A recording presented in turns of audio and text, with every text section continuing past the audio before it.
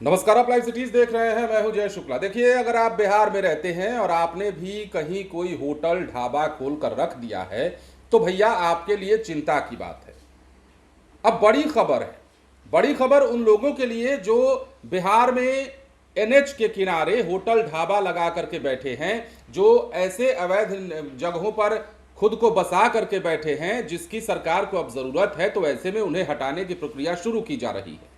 कुल मिलाकर खबर यह है कि बिहार में अब एनएच किनारे सरकार का एक्शन होने जा रहा है और हाईवे के किनारे जो रोड पर ढाबे बने होते हैं, जो होटलें बनी हुई हैं, उन होटलों को हटाने की प्रक्रिया शुरू की जाएगी। हाँ, याद रहे कि जो अवैध तरीके से जिन्होंने होटल बनाया हुआ है उनके खिलाफ सरकार कार्रवाई करेगी और खास तौर पर हादसों से बचने के लिए अब सरकार सड़क के किनारे वाहनों की पार्किंग पर भी विशेष नजर रखेगी। मतलब बस हो गया, कार हो गया, ट्रक हो गया, हाईवे किनारे आपने देखा है ना किस प्रकार ट्रकों का जाम लगता है, किस प्रकार गाड़ियों का रेला लगता है। लोग लगा करके वहां सोते भी हैं, एक एक दो तीन तीन घंटे, पांच पांच घंटे। मतलब जाम की स्थिति जब पैदा हो जाती है तब की स्थिति। तो ऐसे में वो भी एक समस्या है और उस समस्या से निपटने के लिए बिहार में अब क्या फैसला हुआ है वो हम आपको विस्तार से बता देते हैं। राज्य से गुजरने वाले राष्ट्रीय उच्च पथों यानी कि एनएच के किनारे बने अवैध ढाबा, होटल और अन्य अवैध व्यावसायिक संरचनाओं को हटाया जाएगा। इसके साथ ही राज्य सरकार ने एनएच के किनारे किसी भी नए ढाबा, होटल अथवा व्यावसायिक निर्माण पर तत्काल प्रभाव से रोक लगा दी है।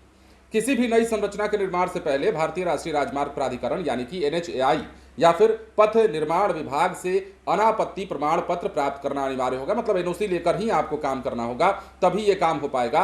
एनएच किनारे बसों और ट्रकों आदि की अनाधिकृत पार्किंग को भी पूरी तरीके से प्रतिबंधित कर दिया गया है। अब वाहनों की पार्किंग केवल निर्धारित ट्रक, ले बाई एवं वे साइड अम्यूनिटी स्थलों पर ही की जा सकेगी। अब इतना ही नहीं, नियमों का उल्लंघन जो लोग करेंगे उनके खिलाफ कड़ी कार्रवाई भी की जाएगी और ये साफ साफ कह दिया गया है। मतलब एक बैठक होती है पटना में, बड़ी बैठक होती है और इस बैठक में यह फैसला लिया जाता है कि अब बिहार के एनएच के किनारे जो तस्वीरें हैं उसको बदलने की दरकार है। सुप्रीम कोर्ट के निर्देश के मुताबिक अब समझना होगा आपको, सड़क दुर्घटनाओं में कमी लाने के लिए बुधवार को मुख्य सचिव प्रत्यय अमृत की अध्यक्षता में बिहार सड़क सुरक्षा परिषद के सभी पटधारी विभागों की बैठक में इसका निर्णय लिया गया है। इसमें नगर विकास और आवास विभाग के प्रधान सचिव विनय कुमार, पथ निर्माण विभाग के सचिव पंकज कुमार पाल, अपर पुलिस महानिदेशक यातायात सुधांशु कुमार और राज्य परिवहन आयुक्त आरिफ हसन आदि शामिल हुए। अब टाइम लिमिट भी समझ लीजिए। राष्ट्रीय उच्च पथों के किनारे मतलब राइट ऑफ द क्षेत्र में, राइट ऑफ वे क्षेत्र में स्थित अनाधिकृत ढाबा, होटल और अन्य व्यावसायिक संरचनाओं को 20 दिनों के अंदर हटाने का निर्देश दिया गया है। मतलब कार्रवाई अब शुरू होने ही वाली है। निर्धारित अवधि के बाद भी अतिक्रमण नहीं हटाने की स्थिति में संबंधित जिला अधिकारी की अध्यक्षता में गठित जिला हाईवे सुरक्षा टास्क फोर्स संयुक्त कार्रवाई करते हुए अवैध संरचनाओं को फिर हटाने का प्रयास करेगी और इसमें कामयाबी हासिल करना अनिवार्य होगा। तो समझना होगा कि अब वैकल्पिक पहुंच पथ का निर्माण करते हुए प्रवेश और निकास की व्यवस्था भी करनी होगी। अब कैसे? वैसे ढाबा, होटल और व्यावसायिक प्रतिष्ठान जिनका प्रवेश सीधा एनएच से है उन्हें यह करना होगा।